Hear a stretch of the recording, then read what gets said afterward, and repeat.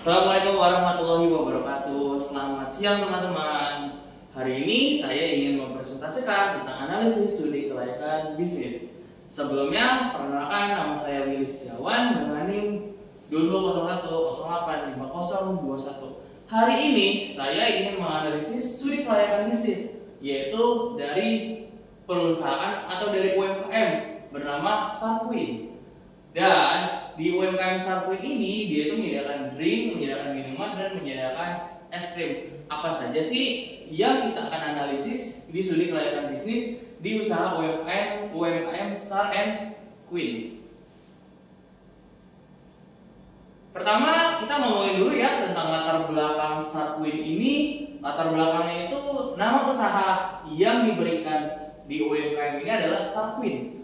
Arti dari Starqueen artinya adalah bintang, dan satu lagi artinya adalah ratu. Dan pemilik usaha Starqueen ini adalah Pak Hisam dengan umur 30 tahun, dan juga dia memulai bisnis pertama kali di tahun 2016 sampai di tahun 2025. Sudah lama sekali ya dia udah mulai bisnis di tahun 2016 sampai di tahun 2025.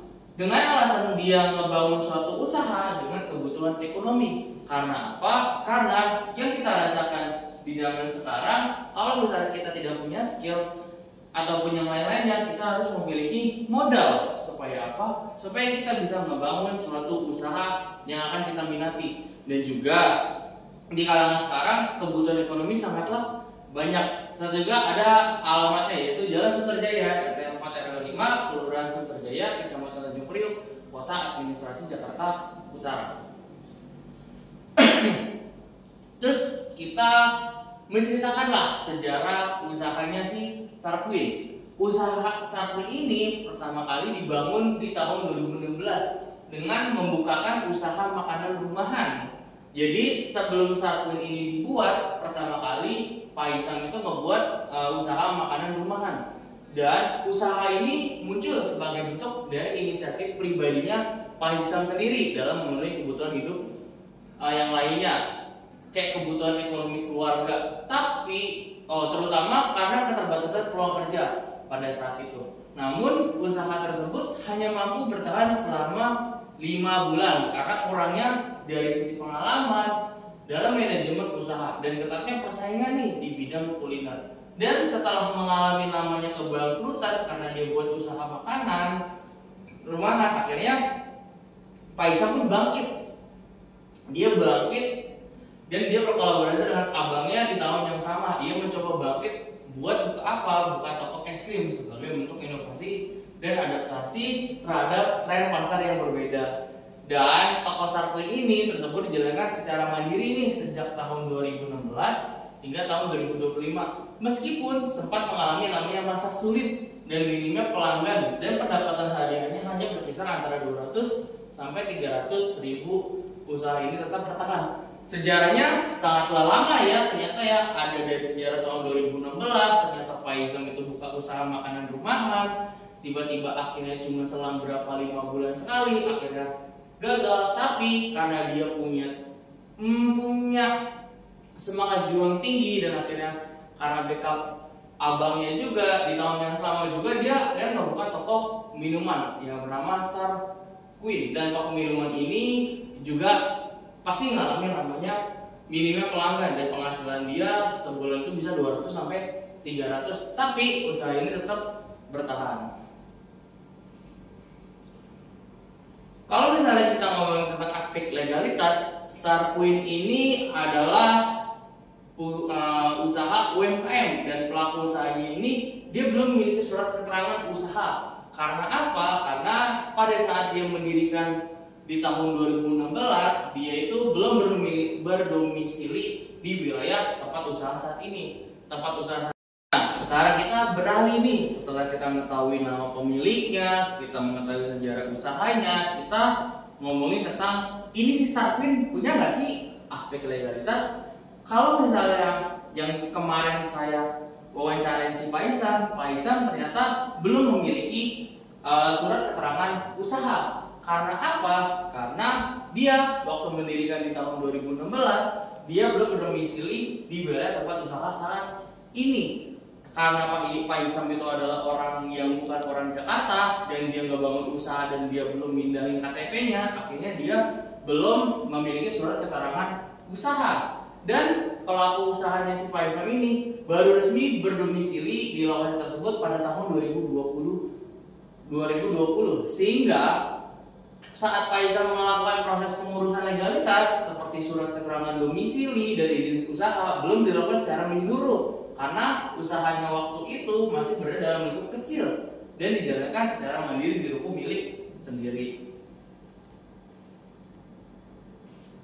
Terus kita ngomongin tentang aspek teknis, apa aja sih di dalam Starqueen, di dalam aspek teknis. Nah, di aspek teknis ini dia itu punya nih namanya alat dan teknologi. Apa aja sih alat teknologi? Nah, di Starqueen ini alat teknologinya itu meliputi es krim, blender, mesin print, mesin press, dan sebagai alat produksi. Serta dia itu menggunakan teknologi digital seperti QRIS dan aplikasi kasir di Starqueen.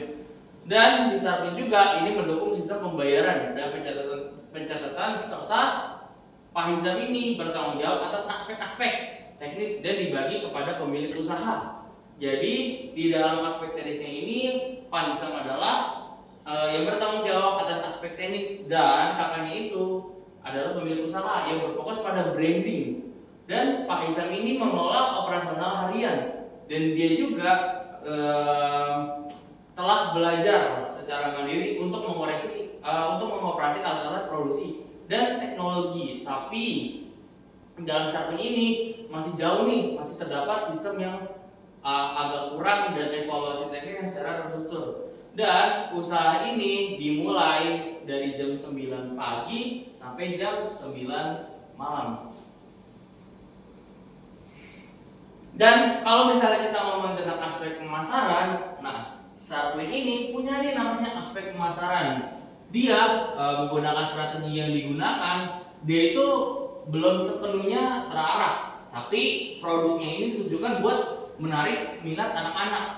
Kayak kalau di Starqueen itu ada namanya drink, ada minuman pop ice, ada minuman coklatos, ada minuman drink bang bang, ada dengko, ada Z, yang dimana dia menggunakan strategi dimana anak-anak kecil tuh suka dan orang dewasa tuh suka dengan minuman-minuman manis. Serta juga selain dia menarik minat anak-anak dan yang lainnya, dia itu juga melengkapi lah menu dan topping yang bervariasi. Serta juga dia itu menyesuaikan harga yang tetap terjangkau untuk menarik perhatian konsumen. Dan usaha ini menawarkan harga yang murah, pilihan toppingnya beragam, menunya lengkap, serta pelayanannya itu ramah dan komunikatif.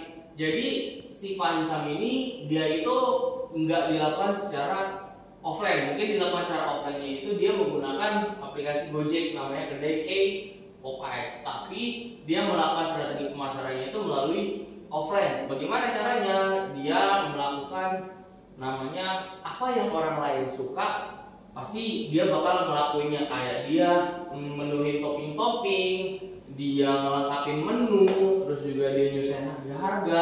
Supaya apa? Supaya masyarakat dan anak-anak itu suka tuh beli minuman-minuman yang dia jual. Dan juga di sini selain pilihan harga yang murah, pilihan toppingnya itu beragam dan menunya lengkap. Serta juga Pak Hisam itu sangatlah ramah dan sangatlah komunikatif. Jadi setiap ada orang yang mau beli, dia itu diajak ngobrol terkait apapun. Biar apa? Biar orang lain tuh senang gitu dengan pelayanannya.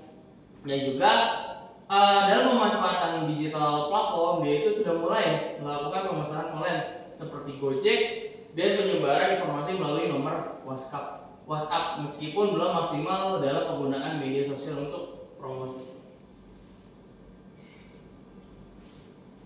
Terus di dalam aset pasarnya juga dia itu menawarkan produk yang tergolong sangat murah dan bervariasi dan dapat dijangkau oleh semua kalangan, terutama anak-anak sekolah. Dan setiap menunya itu disesuaikan jenis minuman dan yang disajikan, antara lain harga Popeyesnya itu 4.000, Goodday-nya 5.000, aneka minuman lain seperti teh dan susu varian seharga 6.000, serta depo dan Suzuki itu dibanderol dengan harga 7.000, di mana harganya ini disesuaikan dengan harga yang dilakukan oleh kompetitif di pasaran, sekaligus juga buat mempertahankan kualitas rasa dan kepuasan konsumen, sehingga strategi harga yang terjangkau ini juga menjadi salah satu daya tarik utama dalam meningkatkan minat beli konsumen. Serta kalau misalnya kita ngomongin tentang aspek finansial, UMKM ini belum menggunakan pembukaan sederhana. Jadi dia masih menggunakan uangnya itu ditaruh di sebuah laci. Nanti pas udah selesai mau nutup, dia baru menghitung uangnya. Jadi dia nggak melakukan pembukuan sederhana. Nah, sehingga pencatatan pemasukan dan pengeluaran itu masih dilakukan secara manual dan berdasarkan ingatannya saja. Dan di dalam aspek finansial dia belum melakukan pembukuan sederhana. Modal pertama kali dia ngebuat Startwin itu berasal dari pinjaman bank yang diperoleh pada tahun 2016. Dari pinjaman bank itu tersebut dia ngebangun suatu usaha. Usaha apa? Usahanya tuh usaha makanan terlebih dahulu. Tapi setelah dia mengalami kebangkrutan, dia akhirnya ngebuat namanya Startwin, tempat minuman di mana beraneka minuman. Dari uang yang dipinjam oleh bank, akhirnya usaha tersebut akhirnya jalan sampai tahun 2025. Akhirnya uang yang dipinjam oleh bank itu akhirnya lunas, serta juga dari usahanya tersebut ini dia telah membantu nih pemilik toko untuk membayar kebutuhan hidup keluarga seperti biaya kuliah, terus kebutuhan yang lain-lain. Jadi mana dari pinjaman bank tersebut di tahun 2016 dia membangun usaha, akhirnya usaha tersebutnya itu bisa membantu keluarganya, termasuk kayak biaya kuliah. Dan rata-rata keuntungan yang diperoleh setiap bulannya itu berkisaran 4 juta sampai 6 juta tergantung pada jumlah penjualan dan kondisi pasar.